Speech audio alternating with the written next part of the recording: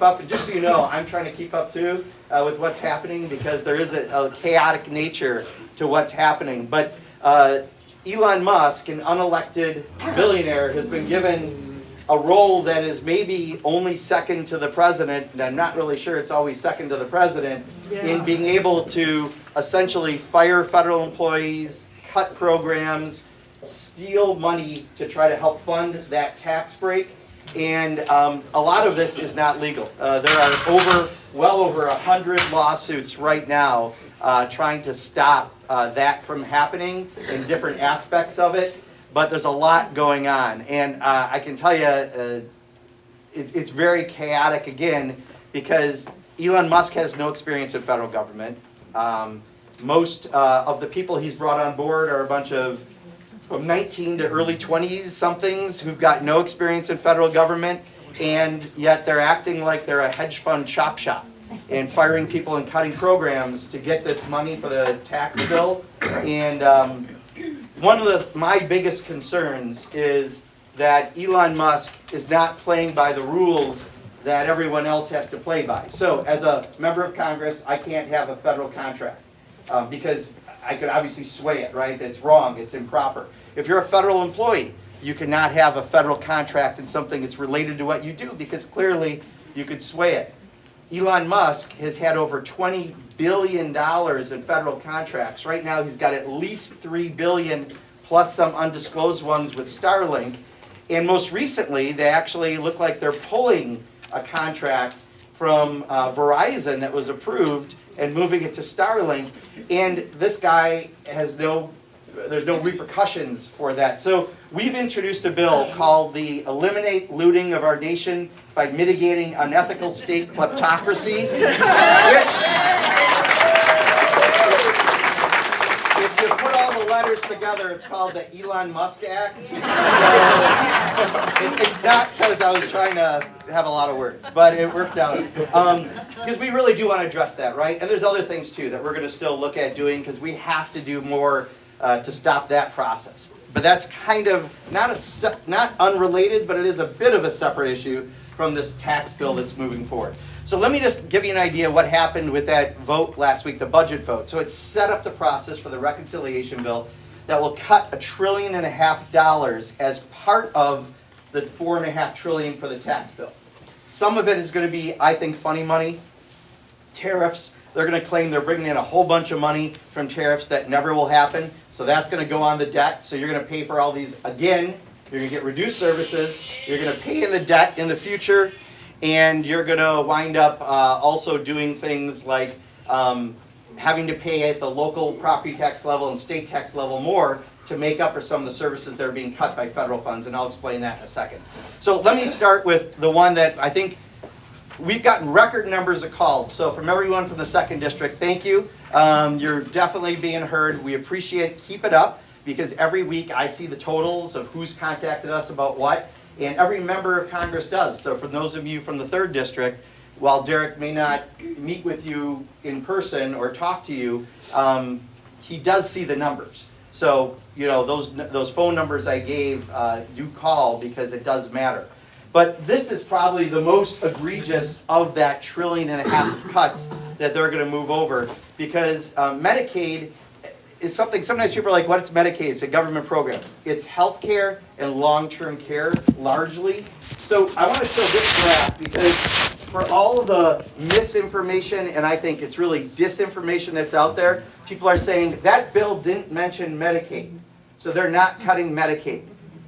Well, cow manure, right, is what that is. I'm being careful. Because this is the cuts they're requiring, $880 billion that go to the Energy and Commerce Committee. That's what they actually voted on.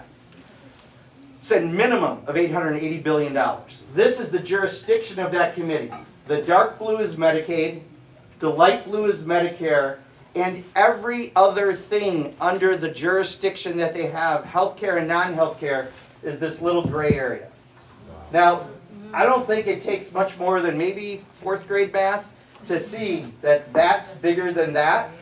And it's not just me saying this, and they knew it when they voted on it. It's the Congressional Budget Office saying this, that this is the only way you could cut $880 billion is to either cut Medicaid or Medicare. So for an idea of what that affects for people in Wisconsin, and let me grab this just so I get the right numbers. I think it's 1.3 million people, but I want to say it correctly. 1.332 million Wisconsin residents are enrolled in Medicaid as of November of last year. That's 1 out of 3 children get their health care from Medicaid. 45% of people, adults with disabilities living independently to get support to live independently. 55% of all seniors in nursing homes, that's my mom in her final years, was living on Medicaid in a nursing home. That's what Medicaid is. So it's not just a government program. It's not waste, fraud, and abuse. It's actually real people that I know are in this room who have talked to, and others who are affected by that. So I think this is the biggest graph just to show that it is an outright lie to say you're not cutting Medicaid. I guess the only asterisk they could say is they could cut Medicare, but either or is not an acceptable way of moving forward. So that's the first cut.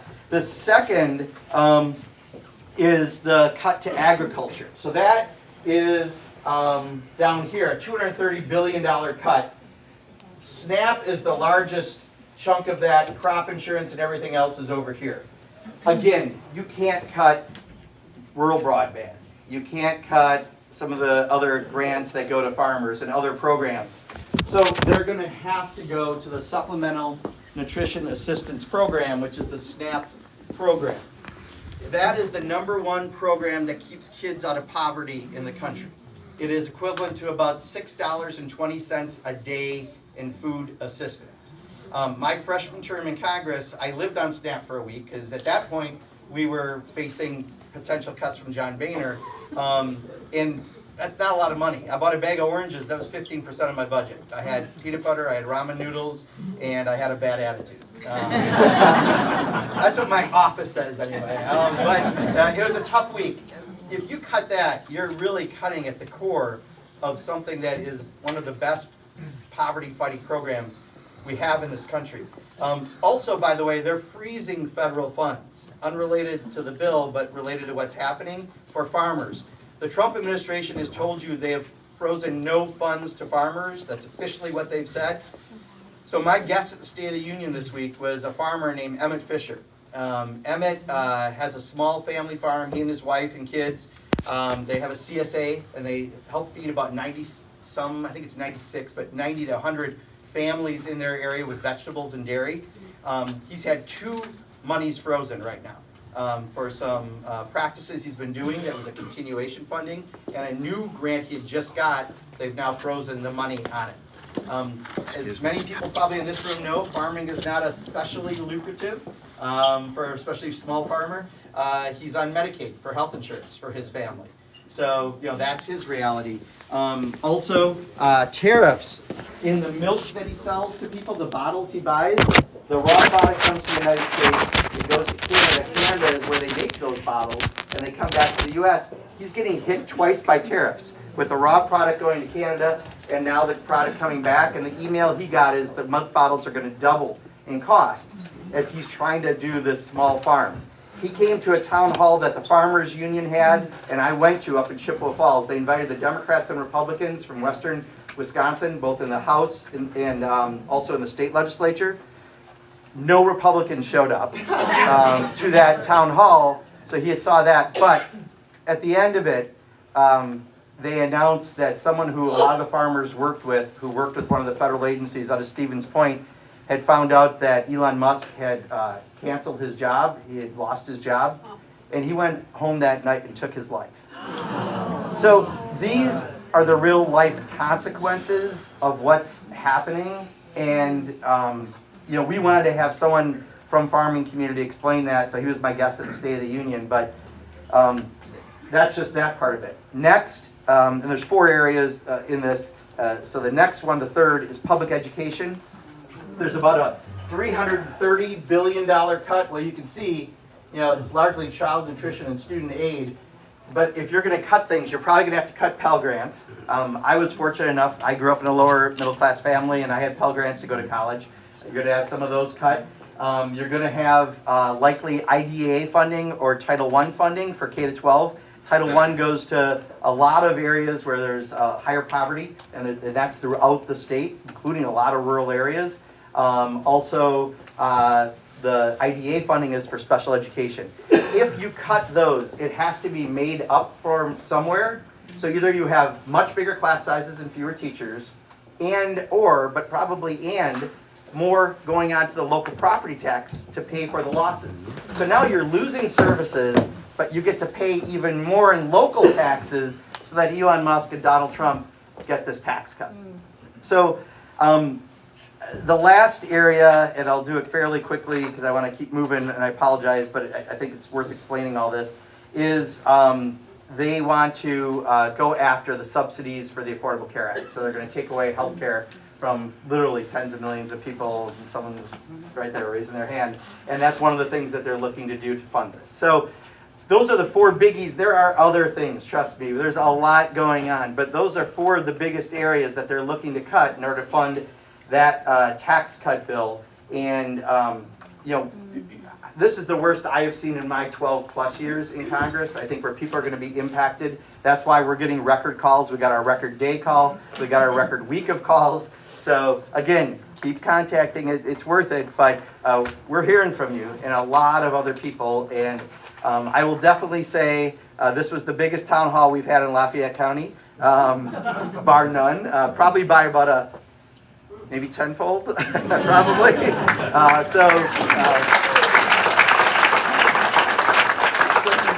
Real quick, and I promise I'm wrapping this up. Freezes, because some of these are on the question, so I'm also trying to get that out.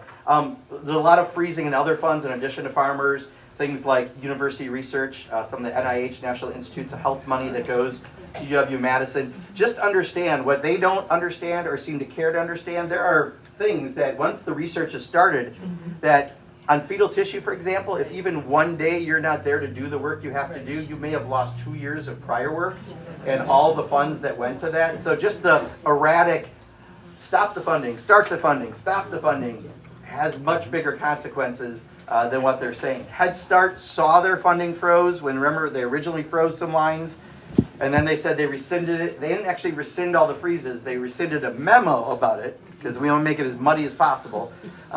They did get their funds restarted for Head Start, but they know they're still on the target list, hence the education cuts.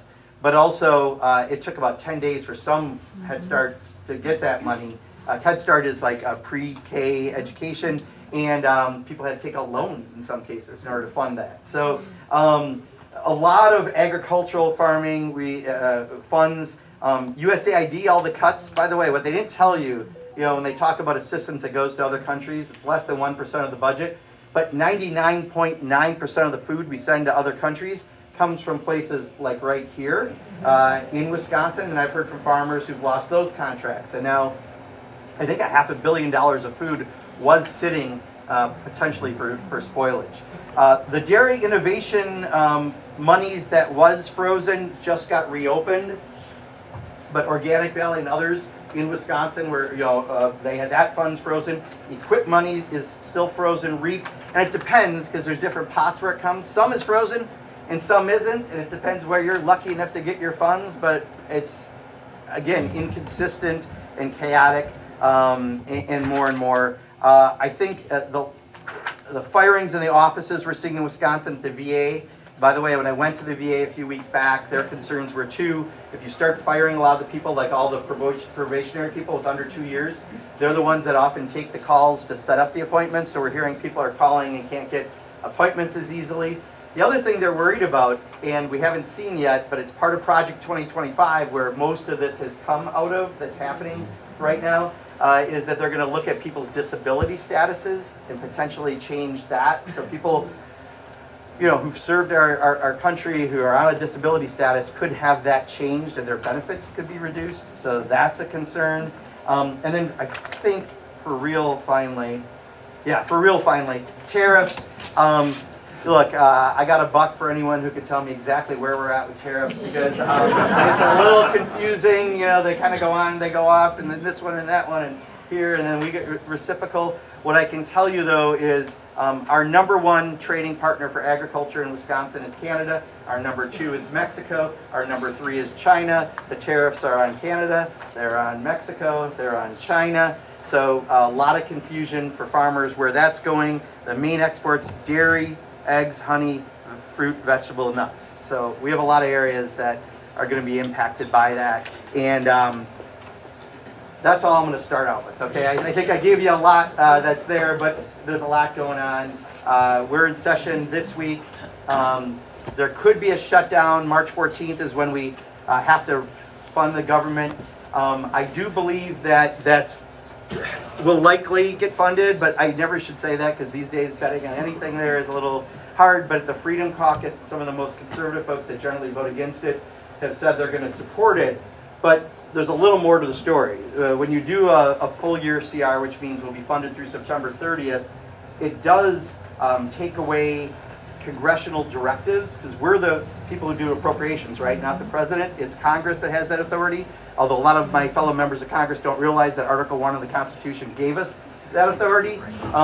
But when we don't give it, if we just do a CR, we're not giving it congressional directives, which make it a little easier for Elon Musk to do what he's been doing. And just to give you an idea, there's EPA funds that he can zero out if we don't give congressional direction. Veterans Healthcare has a $6 billion shortfall right now because of enrollments through the PACT Act, which I'm glad we passed. But a year-long CR means they can get rid of what they want to make up for that. FAA,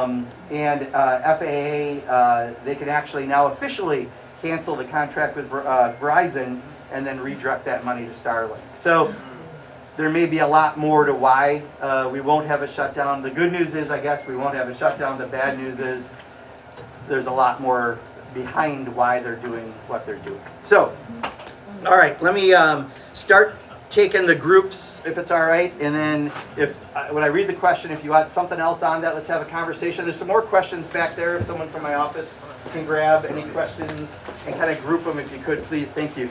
So education. I'm sorry? There's as much people outside as there are. Oh, really? Okay. Yeah. You know, if we can, let's do this to my office. How many are out there? Would you guess? I'll check.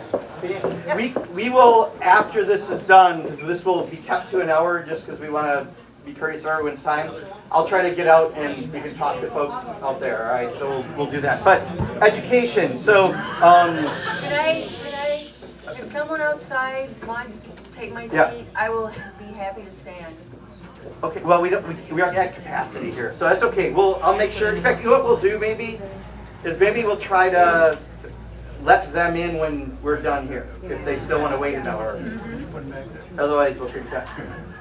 There's capacity, so we gotta follow. I gotta follow law. My name isn't Trump or Musk.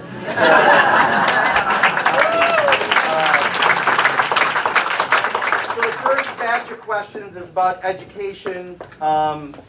It just says education, preserving Department of Education, Department of Education. So based on that, I think I gave you a little bit about what we're afraid of happening on that. Is there anything else specific under education? Because these, again, just said it generically that someone has a question on. Yes? So with the education, like they want to like completely get rid of, I mean, I know this is on the budget or whatever, but they're talking about getting rid of the whole department. Yeah.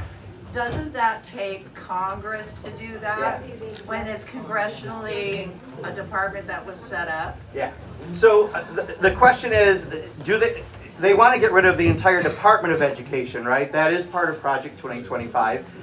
One of the main authors, Heritage Foundation, recently came before a committee, and I asked the witnesses, there are 3 Republican witnesses, 1 Democrat, and there's a woman from Heritage Foundation. I said, what % of the education budget do you think should be cut? Because they're looking at cutting 45%. That cut is 45% of all education funding from the federal level. And her answer was 90%. She would like a 90% cut. So this is, they're doing for the special interests in Washington. They want to get rid of this.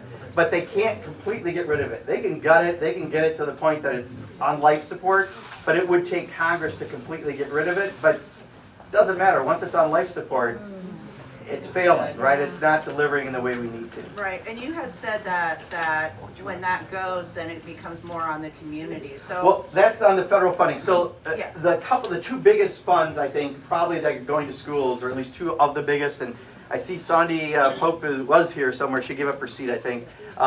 And Jenna Jacobson, there she is, state representative. Thank you for being here. Correct me if I'm wrong, but I think two of the biggest state funds that go to you are the IDA and Title I for K-12. So if you go after those funds, at the local level, you either cut a lot of teachers and have much bigger class sizes, or it may be too deep. You have to go more. It has to go on to the property tax. So then you're going to pay again for that tax cut, but now you're paying it in your local taxes. You're going to maybe pay it in your state taxes. Again, all to fund that tax cut. So one last thing on education, if there is. Otherwise, yes. I had a real quick question.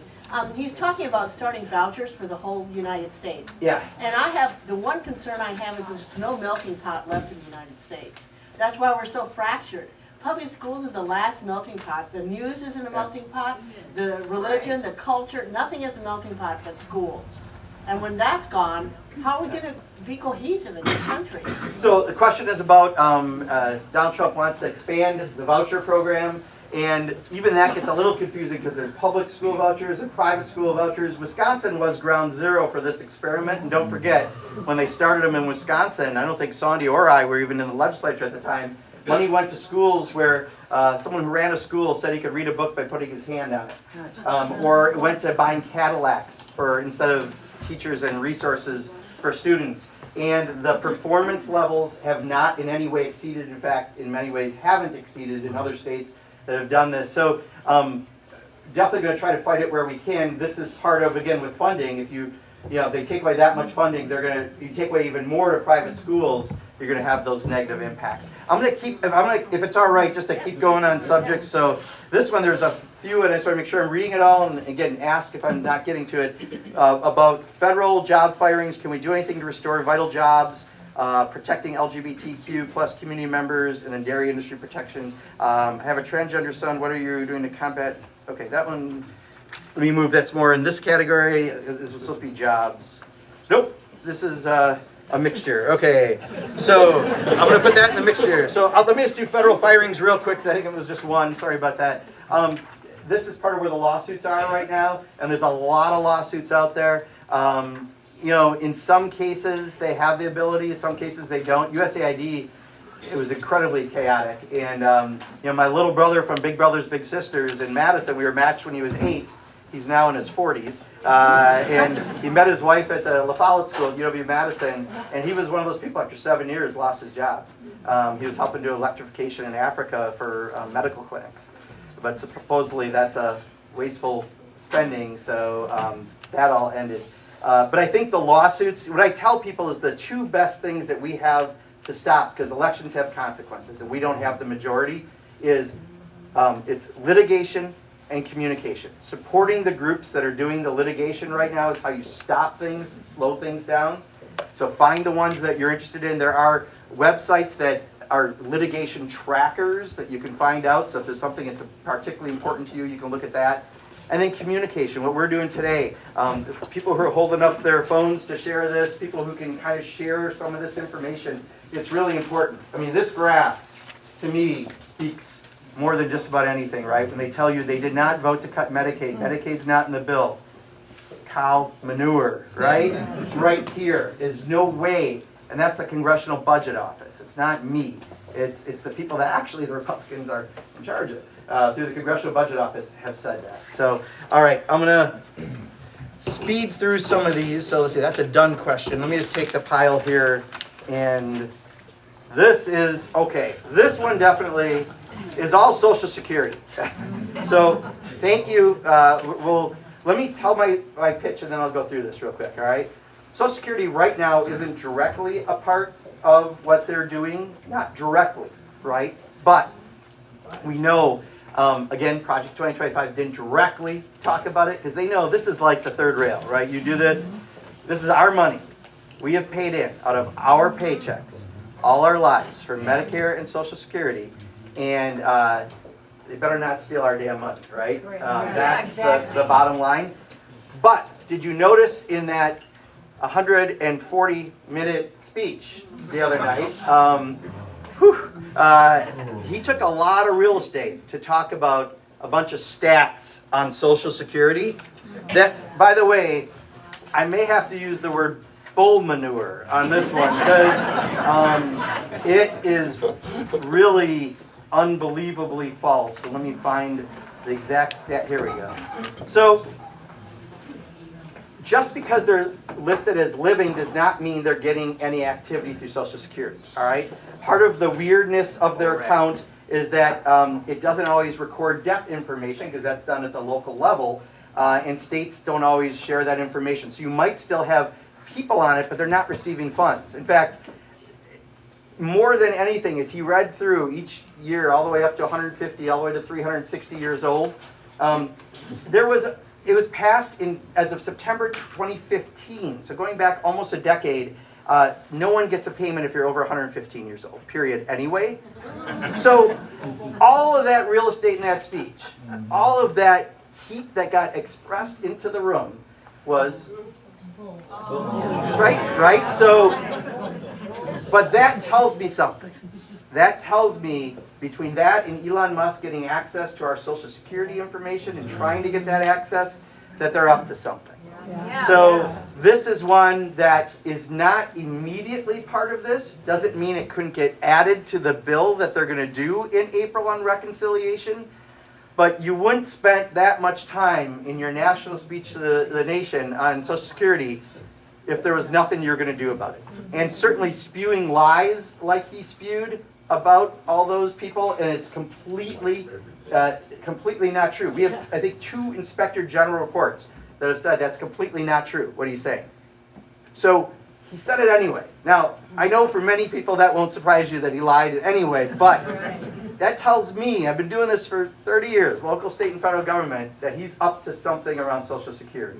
So we will keep you very informed. If you're seeing stuff, reach out to us as well, but this is important. And for those of you in the 3rd District, this is another one I think Derek said he'd never touch.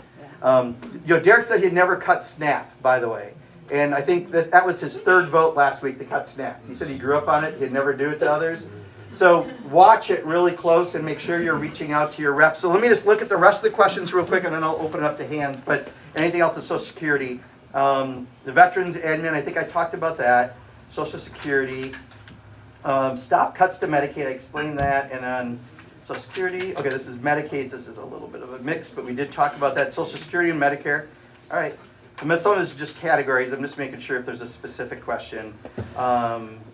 Cancer research, I'll put in the miscellaneous pile. Social Security, Medicare. What's the plan to stop the theft of Social Security? Right now, there's not an explicit plan, but trust us. I'm actually supporting a bill called, I think it's the 21st Century Social Security Act, that would do a number of things. One, when you start making around $170,000, it changes every year. You don't pay another dime into Social Security and Medicare, right? And it's actually a regressive tax. Everything else, the more you make, the more you pay. When you're at 170-ish, because it changes every year, you don't pay another dime into it. If you lift that cap and made it like every other tax, you would extend the life of the program for 75 plus years.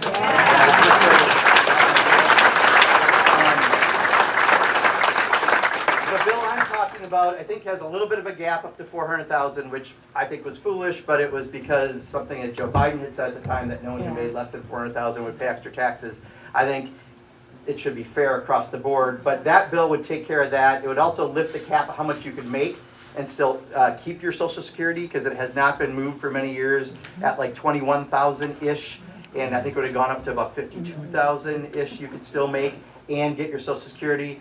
And we also increased the amount you would get from the current CPI, the Consumer Price Index, to the CPI-E, which is a different measurement, but it measures what older Americans spend their money on. They spend it less on gasoline, and they spend it more on medicine. Makes sense? So why not have it attached to that? My first time I got in trouble in Congress, you notice I said my first time, was my freshman term. I didn't realize that you can't have an interactive thing on the floor, and I had a dry erase board, and I put what my mom made, because my mom lived to 93, but at that point she was in her upper 80s, and she got $1,100 a month in Social Security, and I put down all of her expenses, and she had a car from 1999 that was all beat up, everything, house was paid for, but still, it was like $1,450, right? It was more than what something like 40% of people live just on Social Security, and I think that should be indexed in a smarter, better way. And all of that's part of that bill. But that ain't happening this session. I'll guarantee that. Social Security, all issues Social Security. Will there be cuts of Medicaid Social Security? Van Orden does not represent me. Will you? You got it.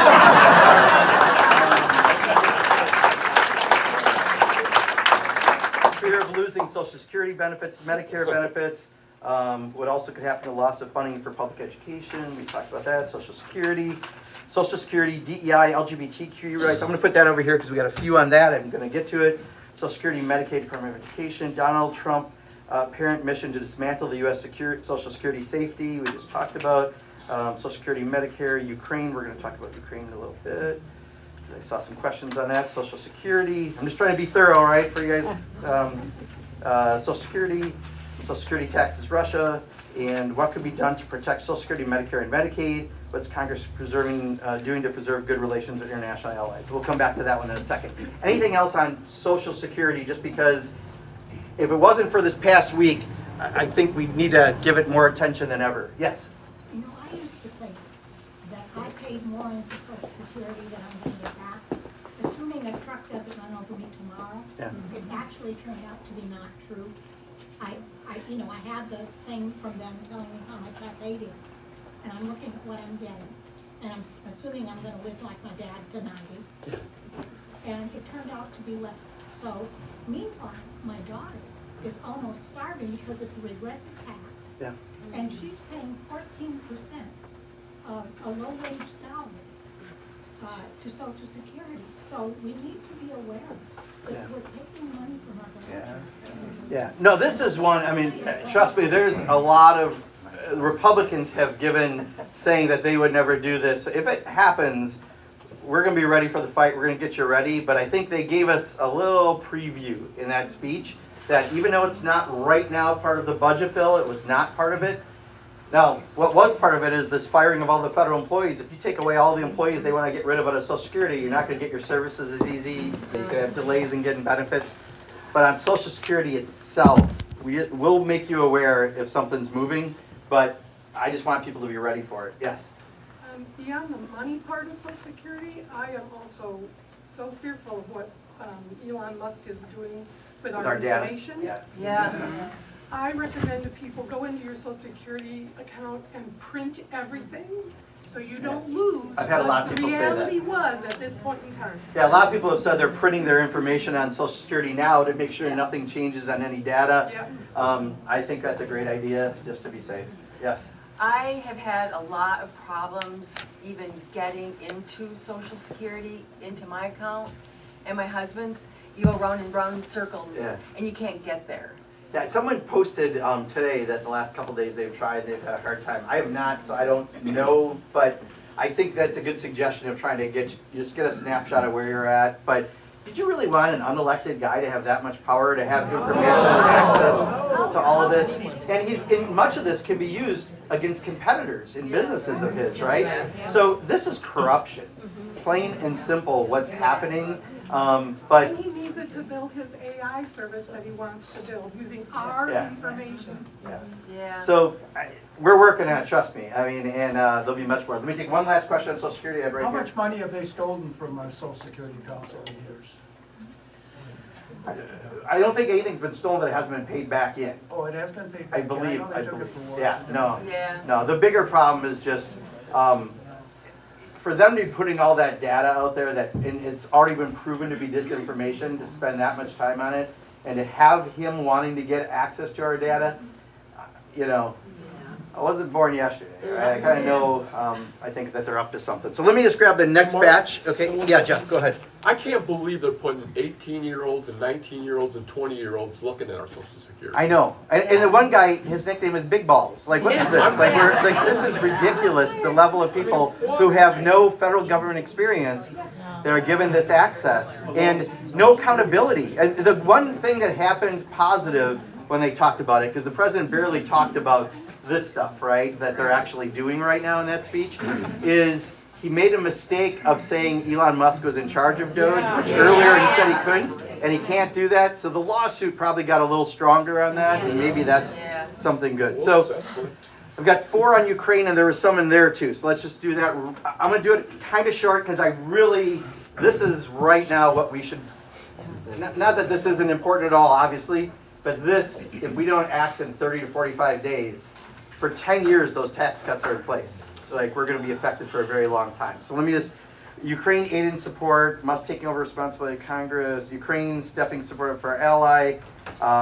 Ukraine, can this block Trump, and Ukraine, please push for support. So,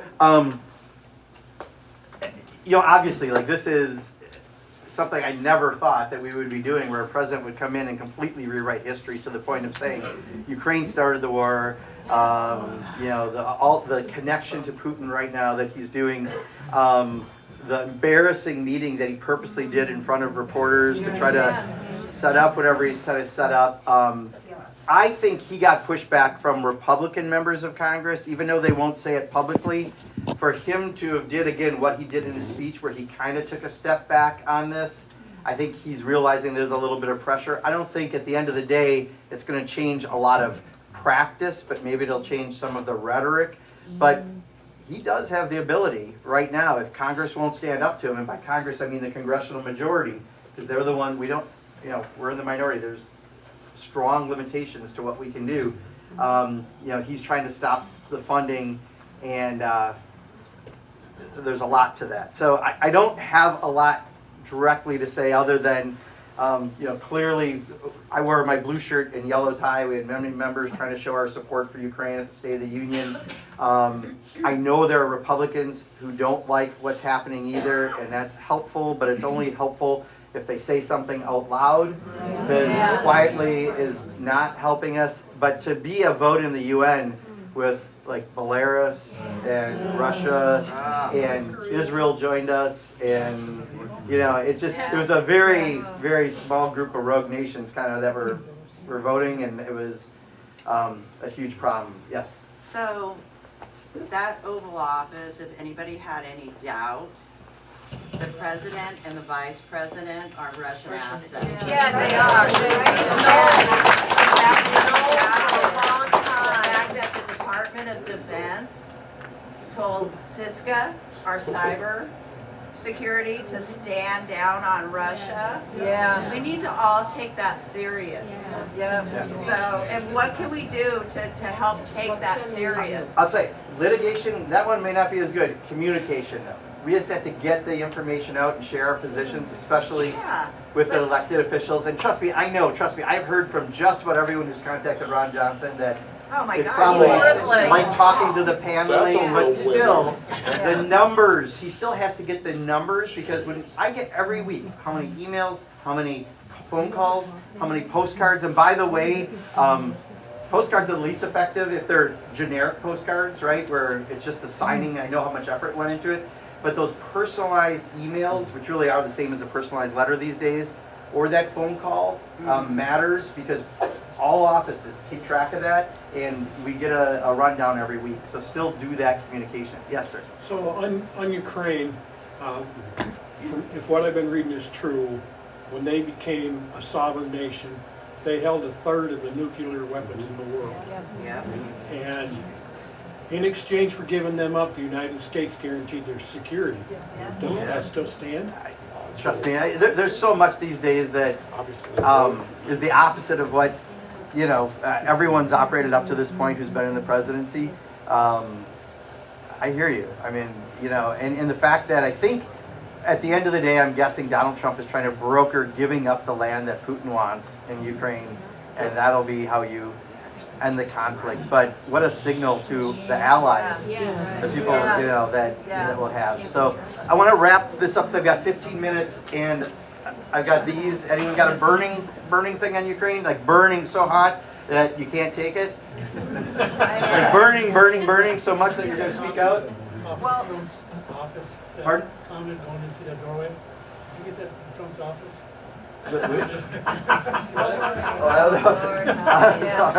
So I'm going to move on. All right. So there are a couple on LGBTQ rights, and as I come across these, that was Social Security. I will try transgender athletes. Recent WA decision. Save my marriage from your home wrecking colleagues. I think that's around LGBT, I believe. All right. So there's a lot of groups that are at risk right now, right? And again, everything goes back to Project 2025. You can find almost everything they're going to do. I did 6 town halls around the state last fall on Project 2025 purposely for a reason, because we assumed it might happen. I didn't think it would happen this fast and furious, but it did.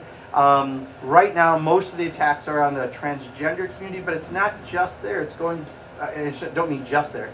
It's going broader also in how they're doing a lot of the attacks. And I used to co-chair the Equality Caucus last session, so clearly very involved on these issues. We're making sure that through the lawsuits probably is our best place to be. But if I can just to give you perspective on this, and I'm going to move back to this, is there are as many trans athletes at the NCAA level as there are billionaires in the Trump cabinet. 13, right?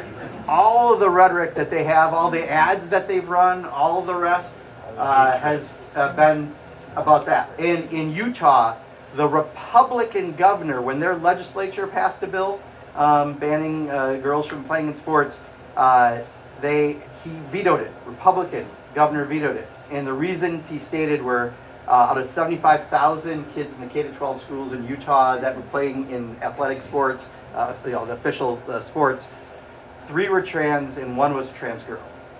And that he also talked about the 80% plus suicidality of trans youth. So, we're doing everything we can, but their lawsuits, I think, really are going to be the best friend. They're on trans. Okay, so Trump demolishing U.S. government in favor of enriching himself. So the question is, how can we elect Dems? How can we elected Dems fight back?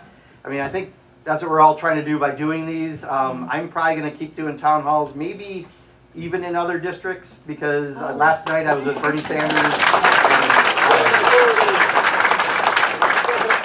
We were down in Brian Stiles' district, and this is a great crowd and people outside, but by the way, they had 3,500 to 4,000 people in Kenosha. I've seen a number of protests all around the country.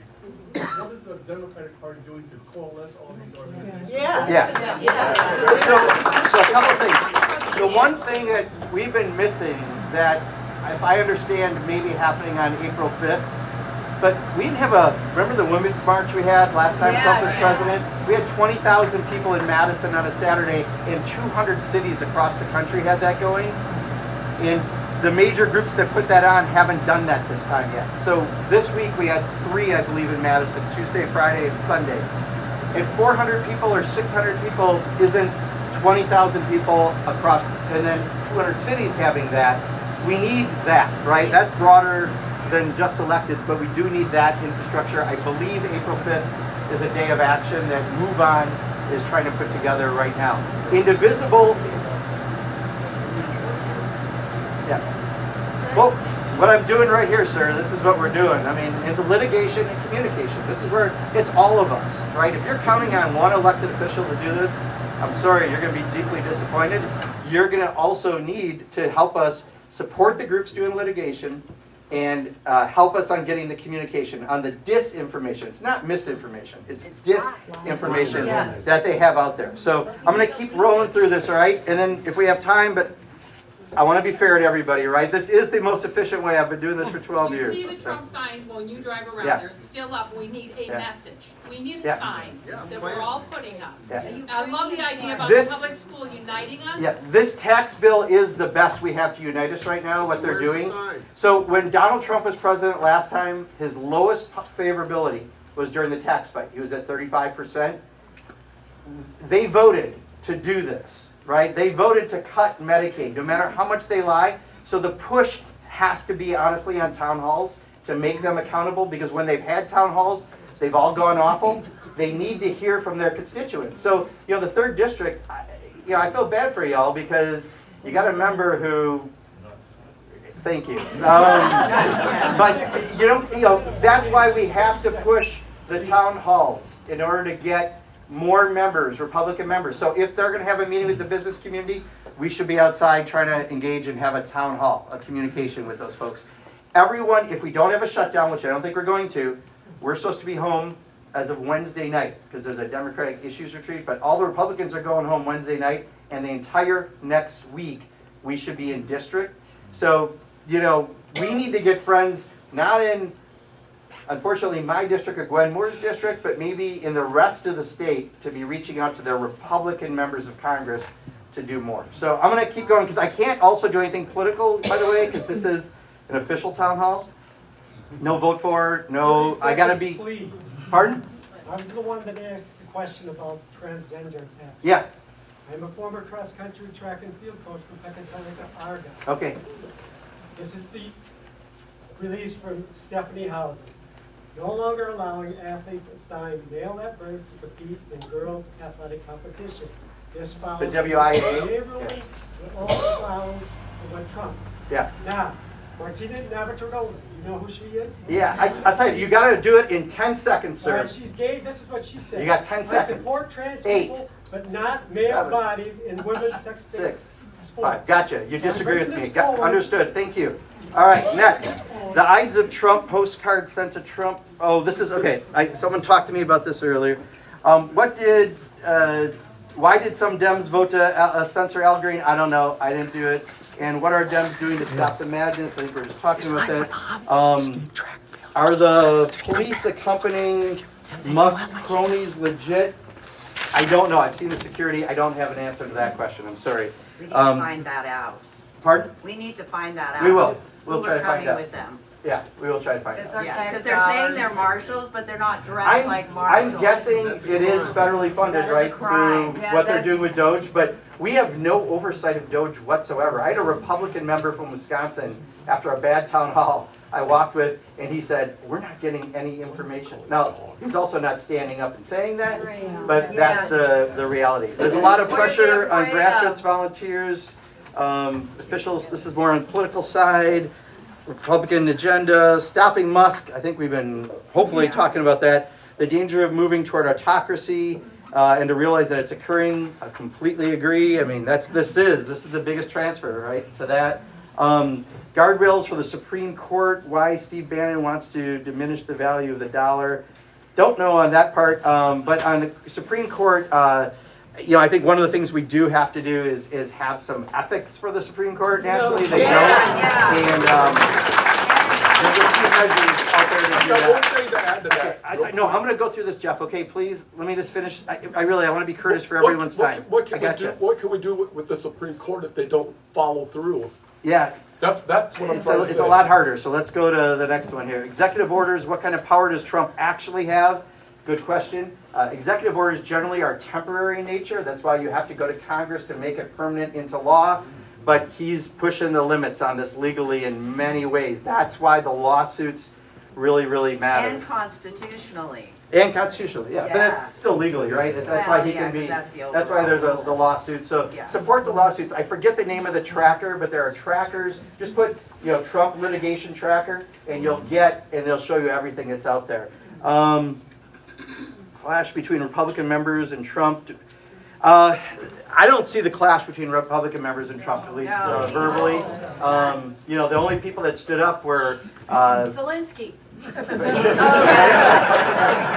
I'm thinking of the people who left in the last Congress, right? So how to best get our message out? Honestly, use your social media platforms where you talk to people, because what we found is on the undecided voters in November, 45% of them did not get information from mainstream media. So we have to use, we started a podcast, by the way. It's called With Liberty and Justice for Some.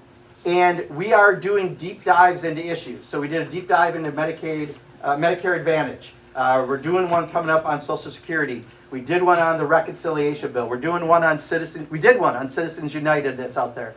We're doing a lot of subjects that we all talk about a lot in town halls, but we're doing it with some of the best experts in the country. So with Liberty and Justice for Some, wherever you get podcasts, feel free to listen to that. More about how we're responding. What are you doing to improve ag markets? Wow, I mean, this is the real concern right now. I mean, between tariffs and the cuts at USAID and the frozen funds, like there's a lot of destruction happening on the ag market side, so it's pretty difficult. Preserving democracy, NATO, we talked about a little bit. What action are Dems going to take in the future to stop Trump and Elon Musk from dismantling the government? That's, I think, what we're talking about. Could Trump block or eliminate the midterm elections?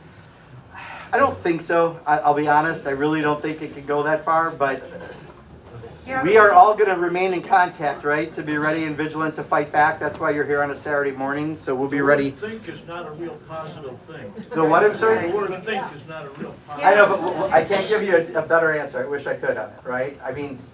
Why not shut it down? Shut what down? Government. Instead of allowing them a continuing resolution. Right. It's Exactly. just, We're not going to vote. it's just going to cut at us. They can do it with slowly. Republican votes. Again, elections, I'm going to say this, and this isn't political, but elections have consequences. Right, Yeah. but Right. when the Republicans were in minority, they stopped everything. They stopped it Yeah. every chance they can. Give me an I don't example. know. Give me an example, please. Supreme Court Well, justice. there was the whole thing with not wanting to let the Supreme Court justice go through. Thank you. How about that? Yeah, because of the 60-vote rule, and the way you get around it is a rule called reconciliation, which is this process. I mean, there are the rules that they work within on it, but they have not stopped things in a unique way that I can point to that's different. I mean, so there are certain parameters. The best we have is the fight back of people. And I do think that in many ways the Democratic response has not been as strong as people would like to have.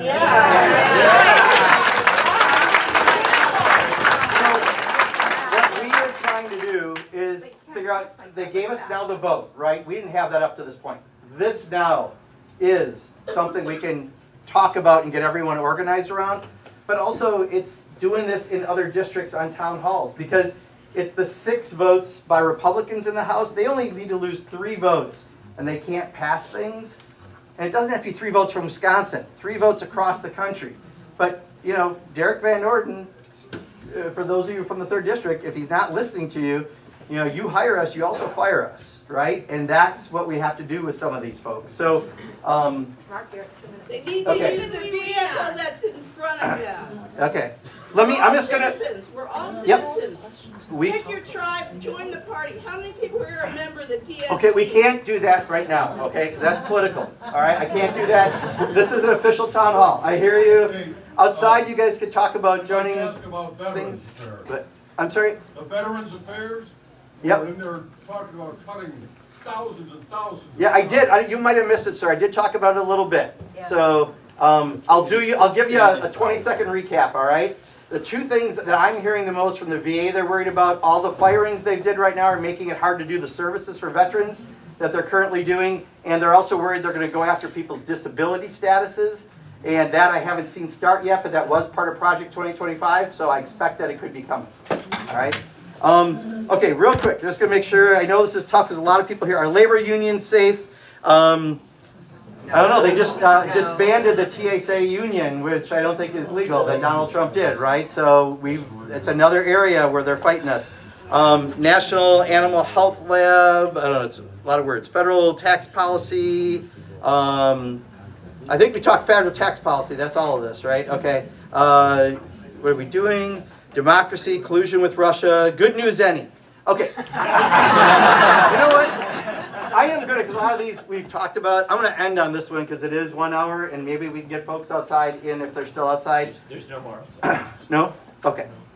I think there is good news because we're all here, right? If the people lead, eventually the leaders will follow is a saying, but I truly believe that that's what's happening right now. I haven't seen the leaders doing as well as the people on this. And part of that is because they're juggling a few other things just when we talk to leadership. But I think the more aggressive nature of what we're trying to do right now is what we have to do. So, you know, for those of you who live in my district or Gwen Moore's, you know, we're likely, hopefully, voting the way you'd like us to on this stuff and pushing things. But it's the Republican members that we have to really push, because just if 3 of them out of 220 of them don't do something, it doesn't advance. You know, other than reconciliation, you still have the 60 vote rule in the Senate, but this allows them to get around that. They can get this done. So it is all about those 3 votes in the House that we have to get. And that means supporting, again, the litigation that's happening, but also getting this information out and helping people to do town halls. There's going to be town halls, empty seat town halls, all over the country, I believe. Not next week, but the following week when we're back home. And that's to help illustrate that. In Derek's district, I just saw someone's put together a website. Where's Derek? They have billboards up. There's a truck running around that's saying, here's his phone number, can you ask him to do a town hall? That's great, right? We need to keep doing that.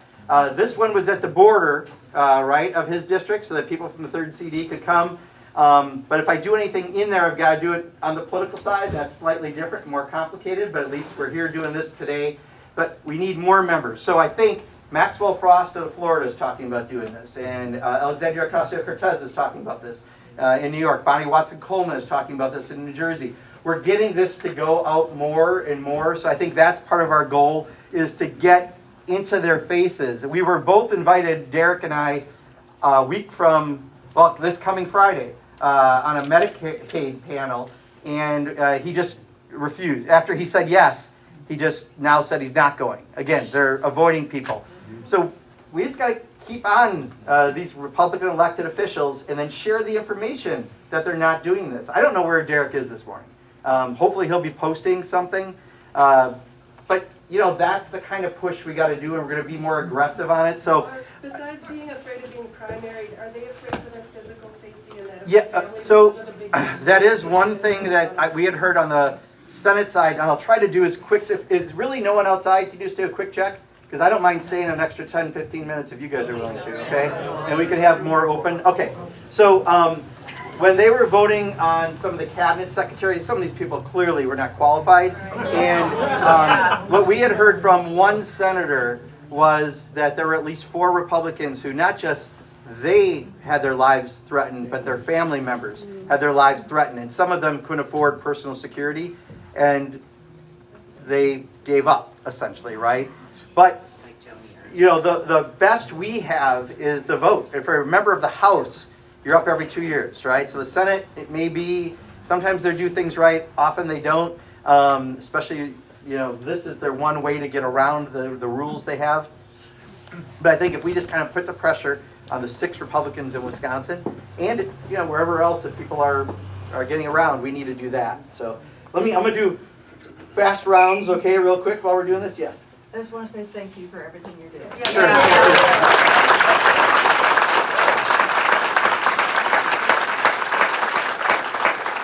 I'm going to do it counterclockwise, if that's okay, all right? I'm coming around here. So let's start right here. Me or her? Right, her and then you. Yeah. I just want to say that there's I don't know if I can give Nothing a political, resource. please. Just give a resource, if possible. Well, I'm not saying it, I guess, but Okay. go ahead. It's called 5calls.org. Put your zip code in, tells you what's coming up for legislature, information, a script you can use, and who to contact. Yeah, great. And I will add this, because this is not political, vote for or vote against. But also, this is happening in the state legislature, right, Jenna? And, you know, a lot of folks, we had a press conference about this, because those cuts are going to come to the state legislature.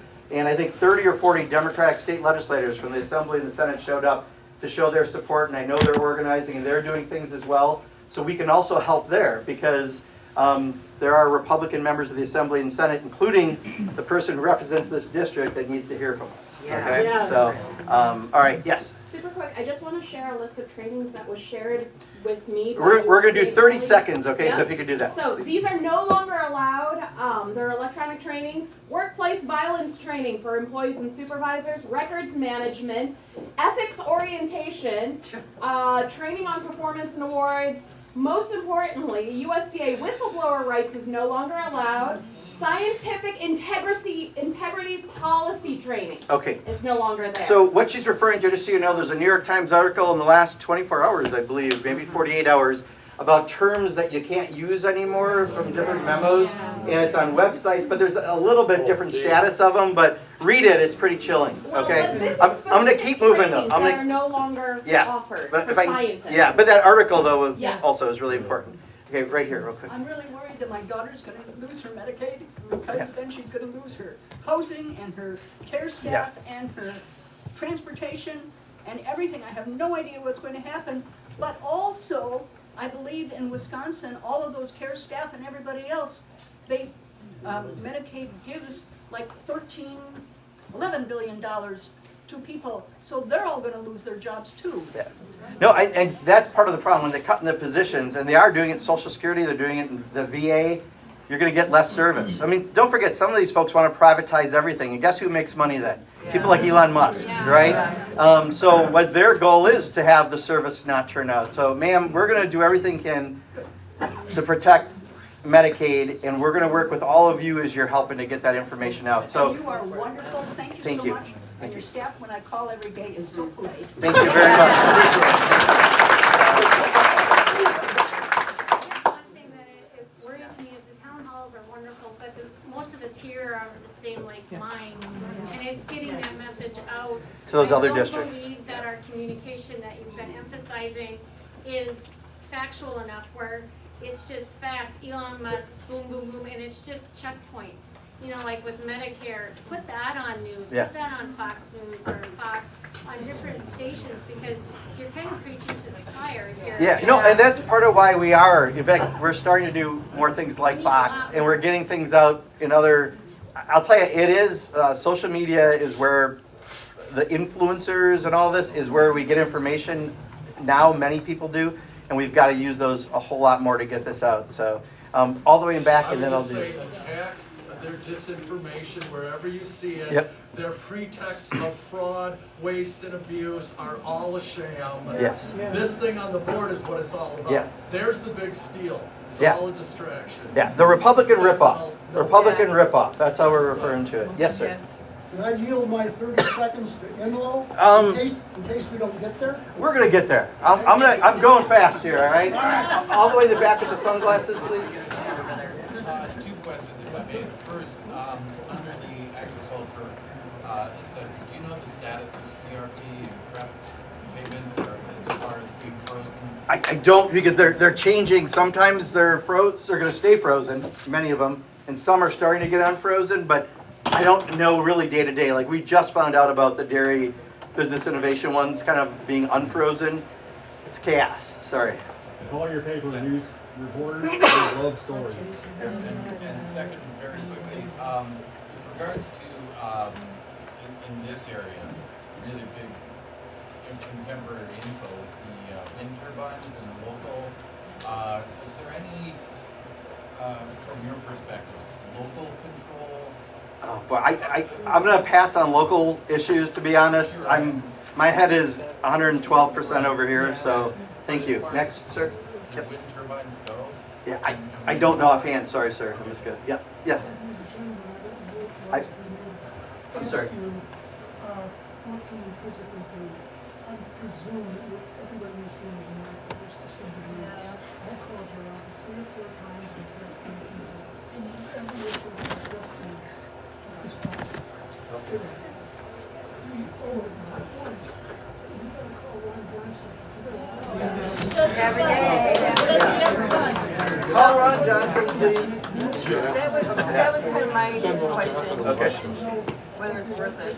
And if I can, just to yours, if we can help, so we're so close to Platteville here, and we got people I know who drove 2 hours from La Crosse in Derek's district to be here. Thank you for coming all that way. You know, we gotta help folks there to figure out how to talk to their elected officials, because you know they need the support. Their elected officials not listeing to them. So we're, you know, I'm here and I'm gonna keep listening, but if we can help them to pressure their member of Congress, that's probably a big help too. So, yeah. Okay. Thank you. Jenna? I was just gonna say, for political questions or organizing, find me outside. I'm a tall lady, brown hair, gray sweater. Great. Yes. Jenna Jacobson in the State Assembly doing a great job. Thank you. So, I'm doing it as I saw the hands, as I'm going around. So straight back to the gentleman with the mustache. Okay. Trump threatened the Democrats in a speech last week, and obviously he's threatened Republicans. Who is he using as his Gestapo? Muscle. Well, he's now got the head of the FBI and the head of the Department of Justice and all the rest of stuff. So, but, you know, it's really, I think more what we talked about is I've heard from some secondhand that some of the Republicans are just afraid for them and their families because of, unfortunately, where the MAGA movement is right now. And I'll just leave it at that. They should resign. Yeah, I agree. If they're not going to stand up, that's why we have elections, hopefully, and we can. Sue? Yeah. If you're wondering what you can do, I suggest a statement on where we all stand is to hang a Ukrainian flag outside your home. Because that really says we stand with Ukrainians, we're not with Trump and Russia. And the other thing is, next Saturday is the Ides of March. If you go to hashtag the Ides of Trump, and everyone sends a postcard that day to the White House at 1600 Pennsylvania Avenue, and you don't take postcards, well, Hank Aaron got 900,000 in a year, and if he gets $1 million on a day, I'm telling you, send a dozen of them, whatever. But it's worldwide. This is hashtag Ides of Trump. Great, thank you. Okay, woman in the green, and then I'm going to go back to the gentleman back here. Yes. You really think they're going to close the nursing homes? My husband's 9 years in, and I'm hearing from the doctor, when I took him to the doctor on Monday, I said, are they going to close the nursing homes? He said, absolutely not. Well, if they take away Medicaid funding, that's 55% in Wisconsin of the people who are in nursing homes. So they may want to wish that, they may have voted for this guy, but the reality is we got to fight like hell to protect Medicaid so that that doesn't become a reality. I don't think that's a very strong opinion they're telling you. Yeah. People are the lowest down. Yeah, but most people, I mean, again, it's a majority of people. My mom, you know, in the final years, you know, if you've been fortunate enough to live a long time, you probably likely have run out of money, and that's why so many people are in that position. So, there was a woman somewhere up here. But, oh, sorry, I said this gentleman first, and then I'll go over here. Thank you. My name is Keith. I'm here from the American Veterinary Medical Association. I work at the university. I don't know who asked a question about National Animal Health Lab. I'm also director of our NALM lab in Madison. My issue is these cuts are hampering our ability to respond to infectious diseases. And I haven't been able to talk to CDC since January 20th. That really inhibits our ability to protect human, animal, and public health. Anything we could do to help. I know I reach out to you often. We'll be in your office in a couple of weeks. Yeah, no, thank you. And they fired everyone doing avian flu, and then tried to bring them back. They fired everyone who was working on nuclear weapons, and then tried to bring them back. I mean, Now they're going after the weather people. this just has to be understood that, you know, if elections have consequences. I believe there's an election on April 1st in Wisconsin. That's I'm just reminding everyone, and we just have to keep on top of it. Where's the woman who's right here, sitting down? Yes. Just on behalf of the Wisconsin For People's Campaign, this is a statistic that can help you when you're talking. Poverty is the fourth leading cause of death in this country. That's according to the Journal of the American Medical Association. 800 people a day die from poverty-related causes. We cannot afford to cut Medicaid, period. Thank you. In fact, one of the things Bernie Sanders said last night is he talked, if you are of the lowest income in this country, you have a life expectancy, I believe it's 7 years less than others, right? And that's part of why we need to continue programs that help at least fortunate.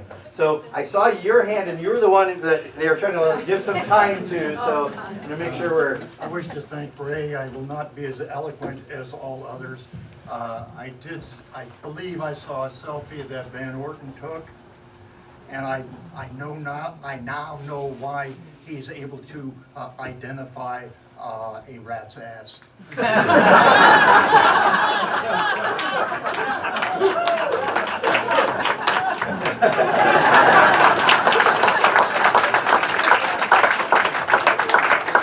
All right, we set quarter after. I'm doing one last person because I did, as they came up, as I caught them. We can try to stick around a little bit, but I want to be courteous of everyone because I know it is sometimes hard for people to get up and go at this point, so you have the last I haven't word. heard anybody talk about the SAVE Act, and I'm very concerned about that, as it could really take us back to prior to the Voting Rights Act of 1965, and I would like your take on whether there's any way to stop that.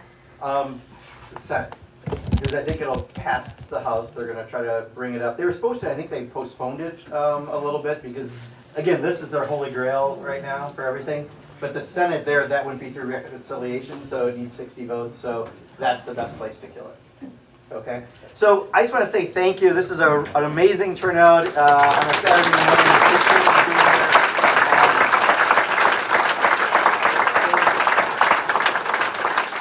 Just so you know, I'm as pissed and have as much anxiety as all of you do, and I'm the one going back and forth and seeing some of it, and it's, you know, everyone, so many people are like where we're all at right now. The calls are record levels of calls to the office. But that's a really good thing. And we just have to make sure that people are using that anxiety and that concern that they have to the best possible purposes. So litigation, communication. I'm just going to end with that. If we can support the groups that are doing litigation, things you care about, just Google Trump litigation tracker and you'll find there's several of them out there, and you'll know who's doing what.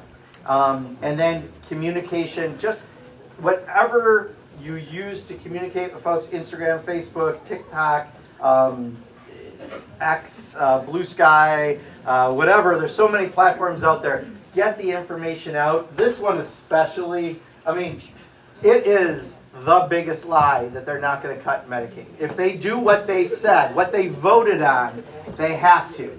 I think what might happen, and this is my goal, we have bad choices and worse choices right now.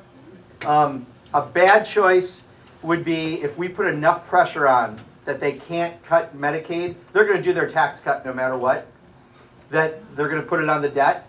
And granted, our kids and our grandkids are going to wind up having to pay for that, but the immediate cuts that would be devastating through cuts to Medicaid, we can stop. That's a bad choice, but it's better than the worst choice. So we just have to take everything that we have in the next 30 to 45 days to make sure that those cuts don't happen, and that's how we do it.